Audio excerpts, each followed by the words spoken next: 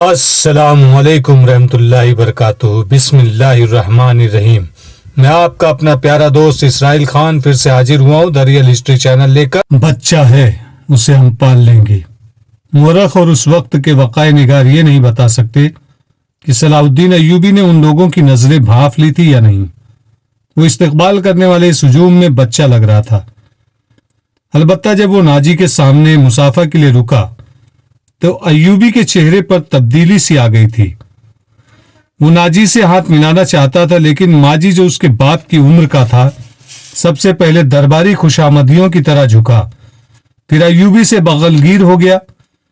اس نے ایوبی کی پیشانی چوم کر کہا، میرے خون کا آخری قطرہ بھی تمہاری جان کی حفاظت کے لیے ہمیشہ تیار رہے گا۔ تم میرے پاس زنگی اور شرکوہ کی امانت ہو۔ میری جان عظمت اسلام سے زیادہ قیمتی نہیں۔ صلاح الدین ایوبی نے ناجی کا ہاتھ چوم کر کہا، محترم، اپنے خون کا ایک ایک قطرہ سنبھال کر رکھیے۔ صلیبی سیاہ گھٹاؤں کی مانند چھا رہے ہیں۔ ناجی جواب میں صرف مسکرایا، جیسے صلاح الدین ایوبی نے کوئی لطیفہ سنایا ہو۔ صلاح الدین ایوبی اس تجربے کار سالار کی مسکراہٹ کو غالباً نہیں سمجھ سکا۔ ناجی فاطمی خلافت کا پروردہ سالار تھا۔ وہ مصر میں باڈی گارڈز کا کمانڈر تھا، جس کی نفری 50,000 تھی، اور ساری کی ساری نفری سوڈانی تھی۔ یہ فوج اس دور کے جدید ہتھیاروں سے مسلح تھی، اور یہ فوج ناجی کا ہتھیار بن گئی تھی، جس کے زور پر وہ بے تاج بادشاہ بنا بیٹھا تھا۔ وہ سازشوں اور مفاد پرستی کا دور تھا۔ اسلامی دنیا کی مرکزیت ختم ہو چکی تھی۔ صلیبیوں کی بھی نہایت دلکشی تخریب کاریاں شروع ہو چکی تھی۔ زر پرستی اور تعیش کا دورہ تھا۔ جس کے پاس ذرا سی بھی طاقت تھی، اسے وہ اپنے اقتدار کے تحفظ کے لیے اور دولت سمیٹنے کے لیے استعمال کرتا تھا۔ سوڈانی باڈی گارڈز فوج کا کمانڈر ناجی مصر میں حکمرانوں اور دیگر سربراہوں کے لیے وحشت بنا ہوا تھا۔ خدا نے اسے سازش ساز دماغ دیا تھا۔ اسے اس دور کا بادشاہ ساز کہا جاتا تھا۔ بنانے اور بگاڑنے میں خصوصی مہارت رکھتا تھا۔ اس نے صلاح الدین ایوبی کو دیکھا تو اس کے چہرے پر بالکل اسی طرح مسکراہٹ آ گئی جس طرح کمزور سے بھیڑ کو دیکھ کر بھیڑیے کے دانت نکل آتے ہیں۔ ایوبی اس زہر خند کو نہ سمجھ سکا۔ اس کے لیے سب سے زیادہ اہم آدمی ناجی ہی تھا، کیونکہ وہ 50,000 باڈی گارڈز کا کمانڈر تھا، اور صلاح الدین کو اس فوج کی ضرورت تھی۔ صلاح الدین ایوبی سے کہا گیا کہ حضور بڑی لمبی مسافت سے تشریف لائے ہیں، پہلے آرام کر لیں۔ تو اس نے کہا، میرے سر پر جو دستار رکھ دی گئی ہے، میں اس کے اہل نہ تھا۔ اس دستار نے میرا آرام اور میری نیند ختم کر دی ہے۔ کیا آپ حضرات مجھے اس چھت کے نیچے نہیں لے چلیں گے جہاں میرے فرائض میرا انتظار کر رہے ہیں؟ کیا حضور کام سے پہلے طعام پسند نہیں فرمائیں گے، یعنی کھانا؟ اس کے نائب نے پوچھا۔ صلاح الدین ایوبی نے کچھ سوچا اور ان کے ساتھ چل پڑا۔ لمبے تڑنگے قوی ہیکل باڈی گارڈز اس عمارت کے سامنے 2 رویہ کھڑے تھے جس میں کھانے کا انتظام کیا گیا تھا۔ ایوبی نے ان گارڈز کے قد بت اور ہتھیار دیکھے تو اس کے چہرے پر رونق آ گئی، مگر یہ رونق دروازے میں قدم رکھتے ہی غائب ہو گئی۔ وہاں 4 نوجوان لڑکیاں، جن کے جسموں پر زہد شکن لچک اور شانوں پر بکھرے ہوئے ریشمی بالوں میں قدرت کا حسن سمویا ہوا تھا، ہاتھوں میں پھولوں کی پتیوں سے بھری ہوئی خوشنما ٹوکریاں اٹھائے کھڑی تھی۔ انہوں نے صلاح الدین ایوبی کے راستے میں پتیاں بکھیرنے شروع کر دی، اور اس کے ساتھ ڈف کی تال پر طاؤس و رباب اور شہنائیوں کا مسحور کن نغمہ ابھرا۔ ایوبی نے راستے میں پھولوں کی پتیاں دیکھ کر قدم پیچھے کر لیا۔ ناجی اور اس کا نائب اس کے دائیں بائیں تھے۔ وہ دونوں جھک گئے اور اسے آگے چلنے کی دعوت دی۔ یہ وہ انداز تھا جسے مغل بادشاہوں نے ہندوستان میں رائج کیا تھا۔ صلاح الدین ایوبی پھولوں کی پتیاں مسلنے نہیں آیا تھا۔ ایوبی نے ایسی مسکراہٹ سے کہا جو ان لوگوں نے پہلے کم ہی کبھی کسی کے ہونٹوں پر دیکھی تھی۔ ہم حضور کے راستے میں آسمان سے تارے بھی نوچ کر بچھا سکتے ہیں۔ ناجی نے کہا، اگر میری راہ میں کچھ بچھانا چاہتے ہو تو وہ ایک ہی چیز ہے جو مجھے بے حد پسند اور دل کو بھاتی ہے۔ صلاح الدین ایوبی نے کہا، آپ حکم دیں۔ نائب نے کہا، وہ کون سی چیز ہے جو حضور کے دل کو بھاتی ہے؟ صلیبیوں کی لاشیں۔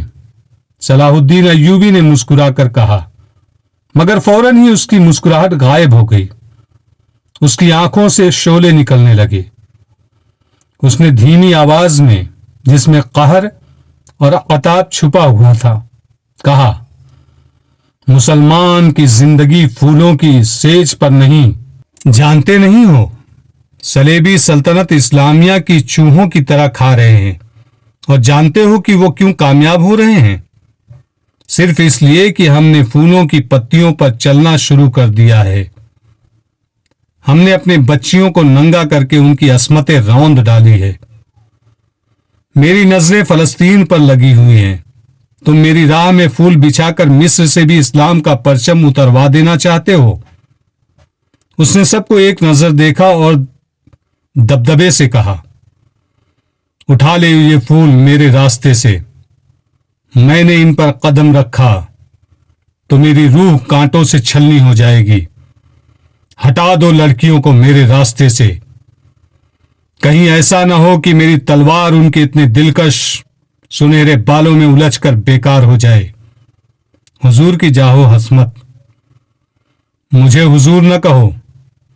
صلاح الدین ایوبی نے بولنے والوں کو یوں ٹوک دیا جیسے تلوار سے کسی کافر کی گردن کاٹ دی ہو۔ اس نے کہا، حضور وہ تھے جن کا تم کلمہ پڑھتے ہو اور جن کا میں غلام بے دام ہوں۔ میری جان فدا ہو اس حضور صلی اللہ علیہ وسلم پر جن کے مقدس پیغام کو میں نے سینے پر کند کر رکھا ہے۔ میں یہی پیغام لے کر مصر میں آیا ہوں۔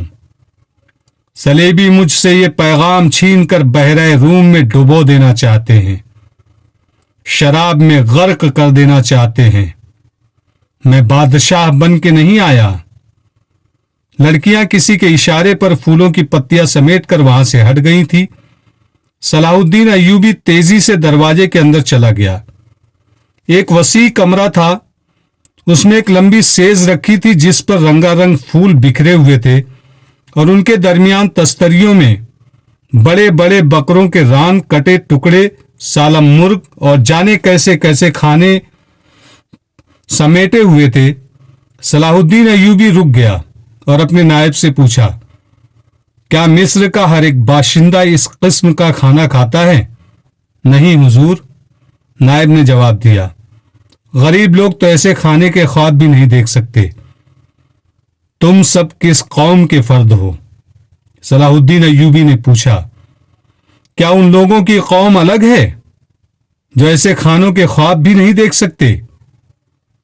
کسی طرف سے کوئی جواب پا کر اس نے کہا، اس جگہ کس قدر ملازم ہیں اور یہاں جتنے سپاہی ڈیوٹی پر ہیں ان سب کو اندر بلاؤ، یہ کھانا انہیں کھلا دو۔ اس نے لپک کر ایک روٹی اٹھائی، اس پر 2-3 بوٹیاں رکھی اور کھڑے کھڑے کھانے لگا۔ نہایت تیزی سے پوری روٹی کھا کر پانی پیا اور باڈی گارڈز کے کمانڈر ناجی کو ساتھ لے کر اس کمرے میں چلا گیا جو وائسرائے کا دفتر تھا۔ 2 گھنٹے بعد ناجی باہر نکلا، دوڑ کر اپنے گھوڑے پر سوار ہوا، ایڑ لگائی اور نظروں سے اوجھل ہو گیا۔ رات ناجی کے خاص کمرے میں اس کے 2 کمانڈر جو اس کے متعمد اور ہمراز تھے اس کے پاس بیٹھے شراب پی رہے تھے۔ ناجی نے کہا، جوانی کا جوش ہے، تھوڑے دنوں میں ٹھنڈا کر دوں گا۔ کم بخت جو بھی بات کرتا ہے کہتا ہے رب کعبہ کی قسم صلیبیوں کو سلطنت اسلامیہ سے باہر نکال کر دم لوں گا۔ صلاح الدین ایوبی، ایک کمانڈر نے طنزیہ کہا، اتنا بھی نہیں جانتا کہ سلطنت اسلامیہ کا دم خم نکل چکا ہے، اب سوڈانی حکومت کریں گے۔ کیا آپ نے اسے بتایا نہیں کہ یہ 50,000 کا لشکر سوڈانی ہے؟ دوسرے کمانڈر نے ناجی سے کچھ پوچھا، اور یہ لشکر جسے وہ اپنی فوج سمجھتا ہے صلیبیوں کے خلاف کبھی لڑ ہی نہیں سکے گا۔ اپنے دماغ اور ہوش کو ٹھکانے رکھو، ناجی نے کہا۔ میں اسے یہ یقین دلایا ہوں کہ یہ 50,000 سوڈانی شیر اس کے اشارے پر صلیبیوں کے پرخچے اڑا دیں گے۔ لیکن ناجی چپ ہو کر سوچ میں پڑ گیا۔ لیکن کیا؟ اس نے مجھے حکم دیا ہے کہ مصر کے باشندوں کی ایک فوج تیار کرو، ناجی نے کہا۔ اس نے کہا ہے کہ ایک ہی ملک کی فوج مناسب نہیں ہوتی، وہ مصر کے لوگوں کو بھرتی کر کے ہماری فوج میں شامل کرنا چاہتا ہے۔ تو آپ نے کیا جواب دیا؟ میں نے کہا کہ آپ کے حکم کی تعمیل ہوگی، ناجی نے جواب دیا، مگر میں ایسے حکم کی تعمیل نہیں کروں گا۔